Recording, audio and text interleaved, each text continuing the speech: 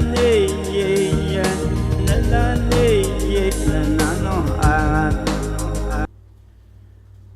everybody, what's up?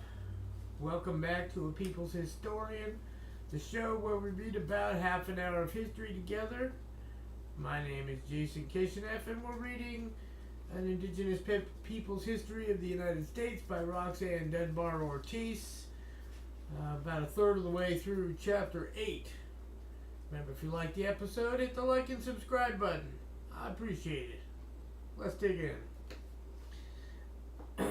Colonial policy precedes military implementation. Quite a title for the portion of the chapter. Subtitle. In the midst of war, Lincoln did not forget his free soil settler constituency that had raised him to the presidency. During the Cold War, with the southern states unrepresented, Congress at Lincoln's behest passed the Homestead Act in 1862, as well as the Morrill Act, M-O-R-R-I-L-L, Morrill Act, the latter transferring large tracts of indigenous land to the states to establish land-grant universities. The Pacific Railroad Act provided private companies with nearly 200 million acres of indigenous land.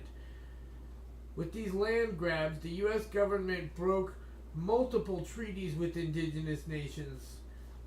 Most of the western territories, including Colorado, North and South Dakota, Montana, Washington, Idaho, Wyoming, Utah, New Mexico, and Arizona, were delayed in achieving statehood because indigenous nations resisted appropriation of their lands and outnumbered settlers. So the colonization plan for the West, established during the Civil War, was carried out over the following 3 decades of war and land grabs. Under the Homestead Act, 1.5 million homesteads were granted to settlers west of the Mississippi, comprising nearly 300 million acres, 500,000 square miles taken from the indigenous collective estates and privatized for the market.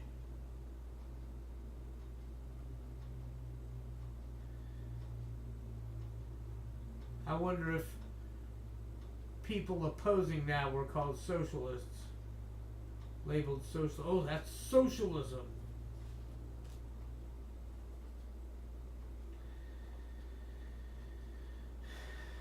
The dispersal of landless settler populations from east of the Mississippi served as an escape valve, lessening the likelihood of class conflict as the Industrial Revolution accelerated the use of cheap immigrant labor. Little of the land appropriated under the Homestead Acts was distributed to actual single-family homesteaders. It was passed instead to large operators or land speculators. The land laws appeared to have been created for that result. An individual could acquire 1,120 or even more acres of land, even though homestead and preemption, legalized squatting, claims were limited to 160 acres. A claimant could obtain a homestead and secure title after 5 years or pay cash within 6 months. Then he could acquire another 160 acres under preemption by living on another piece of land for 6 months and paying $1.25 per acre. While acquiring these titles, he could also be fulfilling requirements for a timber culture claim of 160 acres and a desert land claim of 640 acres, neither of which required occupancy for title. Other men within a family or other partners in an enterprise could take out additional desert land claims to increase their holdings even more. and industrialization quickened, land as a commodity, real estate, remained the basis of the U.S. economy and capital accumulation. The federal land grants to the railroad barons carved out of indigenous territories were not limited to the width of the railroad tracks, but rather formed a checkerboard of square mile sections stretching for dozens of miles on both sides of the right-of-way. This was land the railroads were free to sell in parcels for their own profit. The 1863-1864 Federal Banking Acts mandated a national currency, chartered banks, and permitted the government to guarantee bonds. As war profiteers, financiers, and industrialists such as John D. Rockefeller, Andrew Carnegie, and J.P. Morgan used these laws to amass wealth in the East, Leland Stanford, Collis P. Huntington, Mark Hopkins, and Charles Crocker in the West grew rich from building railroads with Eastern capital on land granted by the U.S. government. Indigenous nations as well as Hispanos resisted the arrival of railroads crisscrossing their farms, hunting grounds, and homelands, bringing settlers, cattle, barbed wire fencing, and mercenary buffalo hunters in their wake. In what proved a prelude to the genocidal decades to follow, the Andrew Johnson administration in 1867-1868 sent army and diplomatic representatives to negotiate peace treaties with dozens of indigenous nations. The 371 treaties between indigenous nations and the United States were all promulgated during the first century of U.S. existence.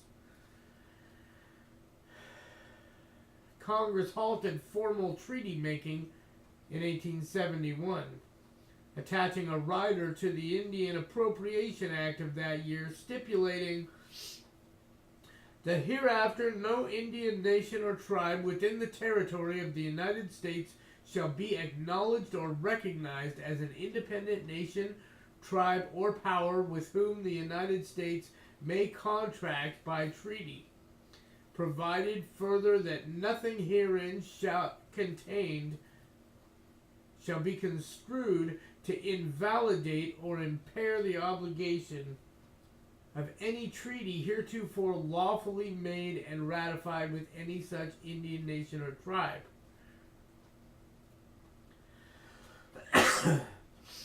This measure meant that Congress and the President could now make laws affecting an indigenous nation with or without negotiations or consent.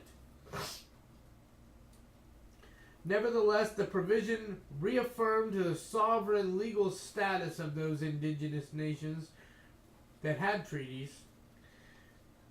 During the period of U.S. indigenous treaty making, approximately 2 million square miles of land passed from indigenous nations to the United States, some of it through treaty agreements and some through breach of standing treaties.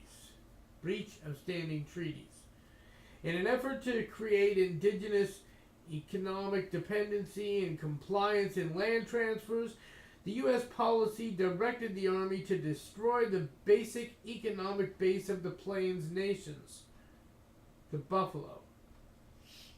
The buffalo were killed to near extinction.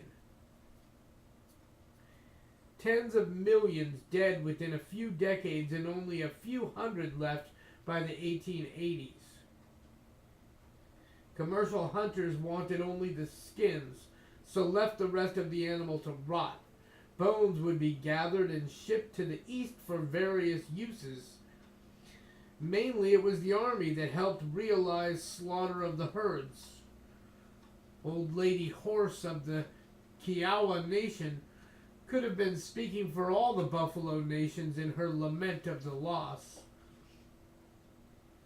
Everything the Kiowas came from. Let me start over. Everything the Kiowas had came from the buffalo. Most of all, the buffalo was part of the Kiowa religion. A white buffalo calf must be sacrificed in the sun dance. The priest used parts of the buffalo to make their prayers when they healed people or when they sang to the powers above. So when the white men wanted to build railroads, or when they wanted to farm or raise cattle, the buffalo still protected the Kiowas. They tore up the railroad tracks and the gardens. They chased the cattle off the ranges. The buffalo loved their people as much as the Kiowas loved them. There was war between the buffalo and the white men. The white men built forts in the Kiowa country, and the woolly-headed buffalo soldiers shot the buffalo as fast as they could. But the buffalo kept coming on, even into the post cemetery at Fort Sill. Soldiers were not enough to hold them back. Then the white men hired hunters to do nothing but kill the buffalo. Up and down the plains those men ranged, shooting sometimes as many as 100 buffalo a day. Behind them came the skinners with their wagons. They piled the hides and bones into the wagons until they were full, and then took their loads to the new railroad stations that were being built to be shipped east to the market. Sometimes there would be a pile of bones as high as a man, stretching a mile along the railroad track. The buffalo saw that their day was over. They could protect their people no longer.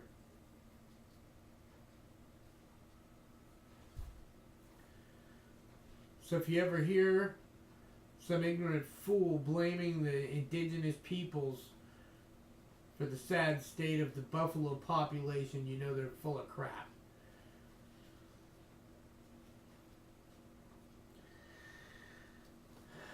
Another aspect of U.S. economic development that affected the indigenous nations of the West was merchant domination. All over the world in European colonies, distant from their ruling centers, mercantile capitalists flourished alongside industrial capitalists and militaries, and together they determined the mode of colonization. Mercantile houses, usually family-owned, were organized to carry goods over long stretches of water or sparsely populated lands to their destination. The merchants' sources of commodities in remote regions were the nearby small farmers, loggers, trappers, and specialists such as woodworkers and metalsmiths. The commodities were then sent to industrial centers for credit, against which money could be drawn. Thus, in the absence of a system of indirect credit, merchants could acquire scarce currency for the purchase of foreign goods. The merchant thereby became the dominant source of credit for the small operator as well as for the local capitalist. Mercantile capitalism thrived in colonial areas, with many of the first merchant houses originating in the Levant among Syrians, Lebanese, and Jews. What? Why are we talking about Syrians and Jews? Even as mercantile capitalism waned in the 20th century, it left its mark on native reservations where the people relied on trading posts for credit, a market for their products and commodities of all kinds, an opportunity for super exploitation. Merchants and traders, often by intermarrying indigenous women, also came to dominate native governance on some reservations. As noted above, at the end of the Civil War, The U.S. Army hardly missed a beat before the war to win the West began in full force. To win the West. As a far more advanced killing machine, and with seasoned troops, the Army began the slaughter of people, buffalo, and the land itself, destroying the natural tall grasses of the plains and planting short grasses for cattle, eventually leading to the loss of the topsoil 4 decades later. William Tecumseh Sherman came out of the Civil War a major general and soon commanded the U.S. Army, replacing war hero Ulysses S. Grant when Grant became president in 1869. As commanding general through 1883, Sherman was responsible for the genocidal wars against the resistant indigenous nations of the West. Sherman's family was among the first generation of settlers who rushed to the Ohio Valley region after the Total War that drove the people of the Shawnee Nation out of their homes, towns, and farms. Sherman's father gave his son the trophy name Tecumseh after the Shawnee leader who was killed by the U.S. Army. The general had been a successful lawyer and banker in San Francisco and New York before he turned to a military career. During the Civil War, most famously in the Siege of Atlanta, he made his mark as a proponent and practitioner of total war, scorched earth campaigns against civilians, particularly targeting their food supplies. This had long been the colonial and U.S. American way of war against the indigenous peoples east of the Mississippi.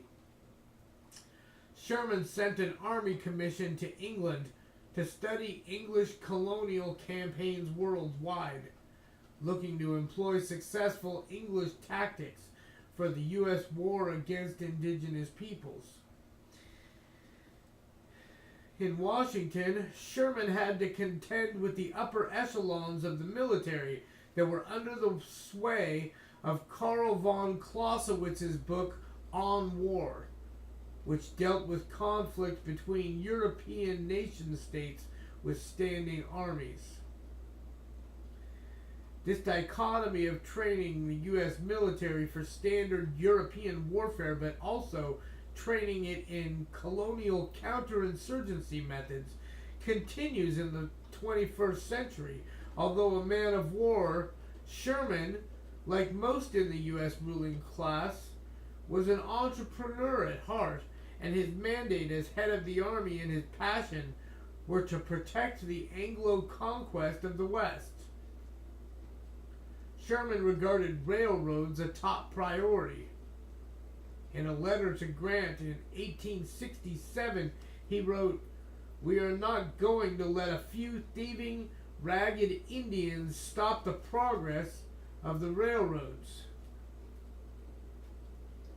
An alliance of the Sioux, Cheyenne, and Arapaho nations was blocking the Bozeman Trail, over which thousands of crazed gold seekers crashed through indigenous territories in the Dakotas and Wyoming in 1866 to reach newly discovered gold fields in Montana. The army arrived to protect them, and in preparation for constructing Fort Phil Kearny,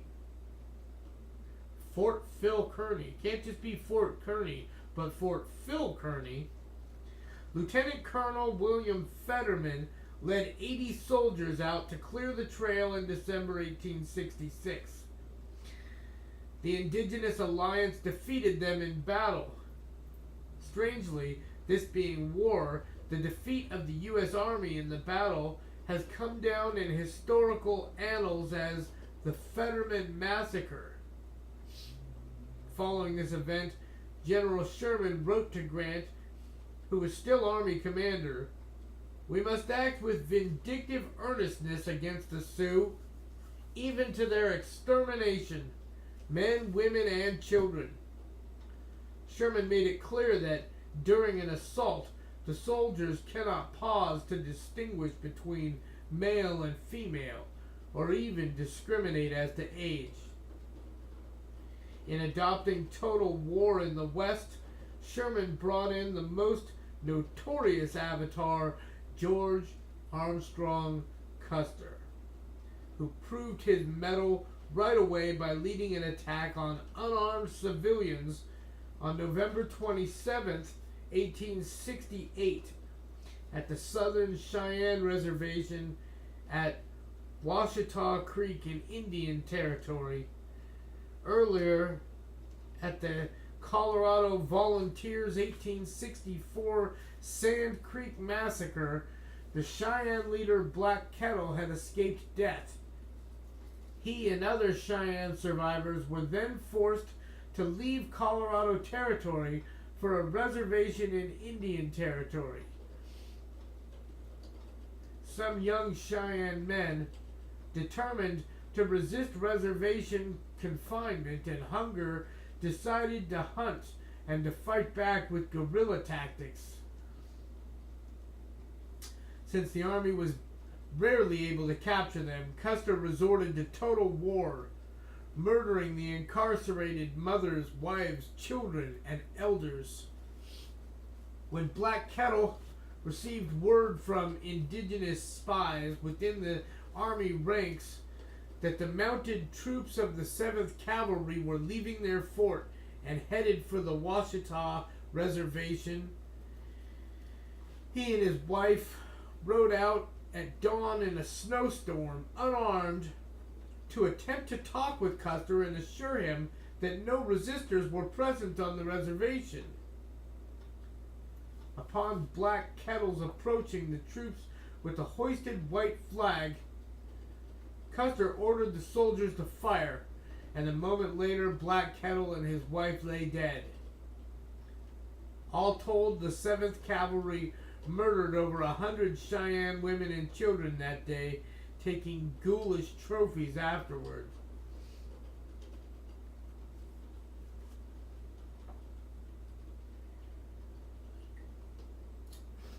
Colonial soldiers.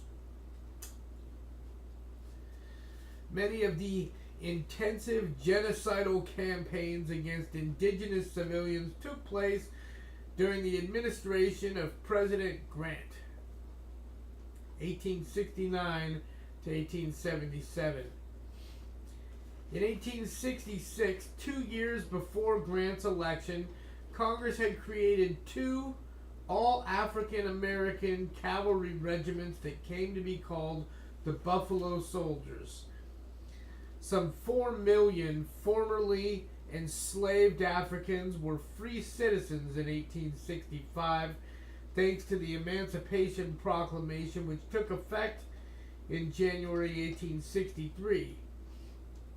The legislation was intended to have a demoralizing effect on the Confederate States of America, but it gave belated official recognition to what was already fact.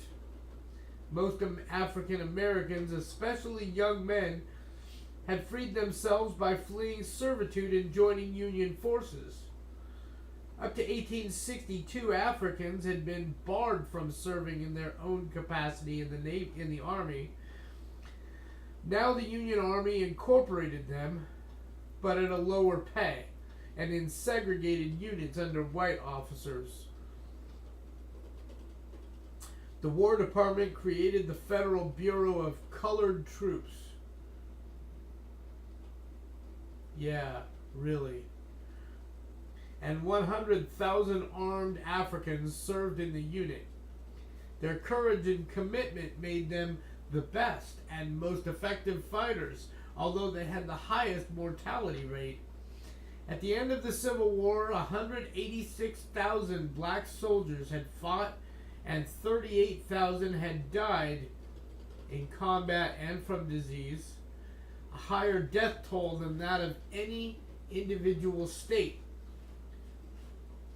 The state with the highest casualty count was New York, with troops comprising mostly poor white immigrant soldiers, largely Irish.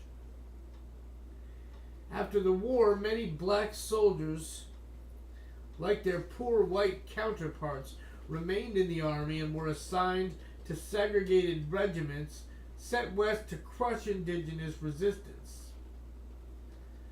This reality strikes many as tragic, as if oppressed former slaves and indigenous peoples being subjected to genocidal warfare should magically be unified against their common enemy, the white man. In fact, this is precisely how colonialism in general and colonial warfare in particular work. It is not unique to the United States, but rather a part of the tradition of European colonialism since the Roman legions.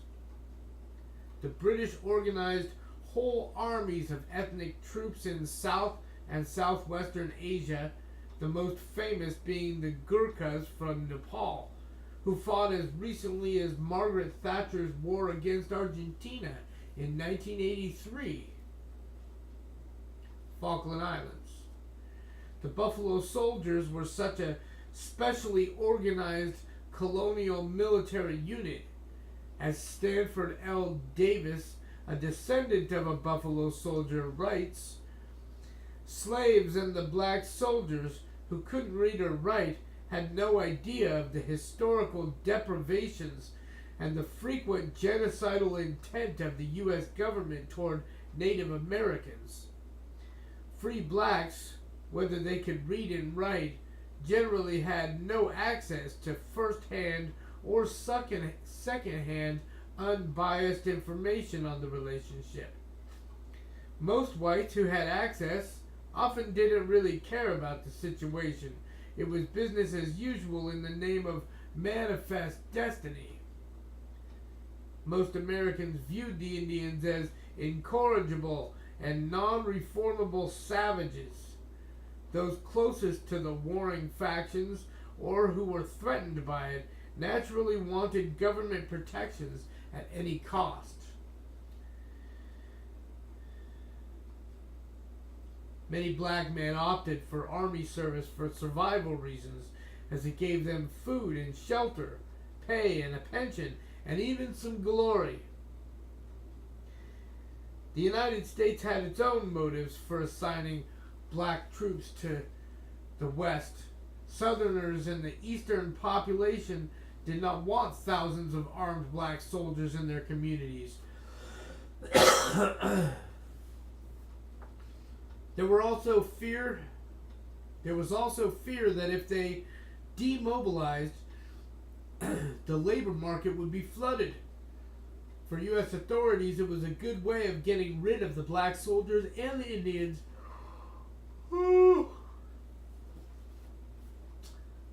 Was that clear? I'm going to read it again just to make sure, because I yawned. For U.S. authorities, it was a good way of getting rid of the black soldiers and the Indians. The Civil War also set the template for the rapid Americanization of immigrants. Jewish immigrants fought on both sides in the war, and as individuals they earned a level of freedom from U.S. bigotry that they had never experienced before. Indian scouts and soldiers were essential to the army as well. Both as individuals and as nations making war on other indigenous nations. Many decades later, Native Americans have continued to volunteer in U.S. wars in percentages far beyond their populations. Wichita Nation citizen Stan Holder appeared in a 1974 documentary film on the Vietnam War, Hearts and Minds, in which he explained his volunteering for service.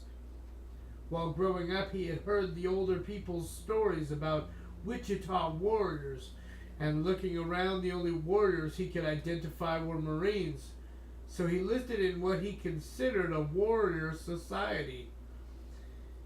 It is no accident that the U.S. Marine Corps evokes that image in angry young men. As with black men who volunteered in the Indian Wars and enlisted and served in other wars, Native men seized the security and potential glory of the colonialist army. The explicit purpose of the Buffalo Soldiers and the Army of the West as a whole was to invade indigenous lands and ethnically cleanse them from Anglo settlement and commerce. As Native historian Jace Weaver has written, the Indian Wars were not fought by the blindingly white American cavalry of John Ford Westerns, but by African Americans and Irish and German immigrants. The haunting Bob Marley song Buffalo Soldier captures the colonial experience in the United States. Said he was a Buffalo Soldier, win the war for America.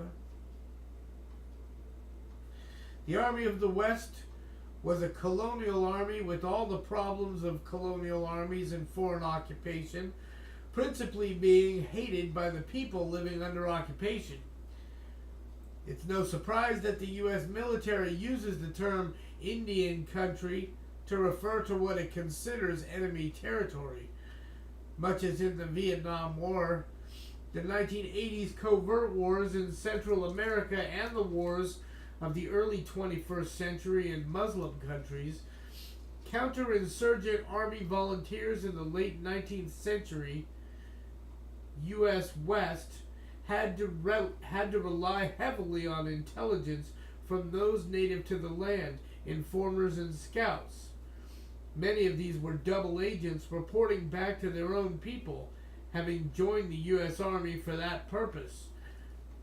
Failing to find guerrilla fighters, the Army resorted to scorched earth campaigns, starvation, attacks on and removals of civilian populations, the weapons of counterinsurgency warfare.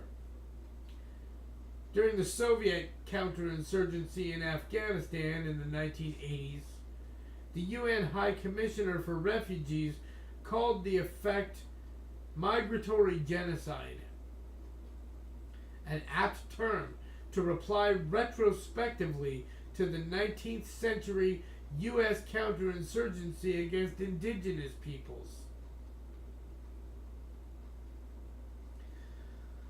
I think we're going to close the episode there. Hit that like and subscribe button if you enjoyed the show, and we'll see you next time. Thanks for joining me.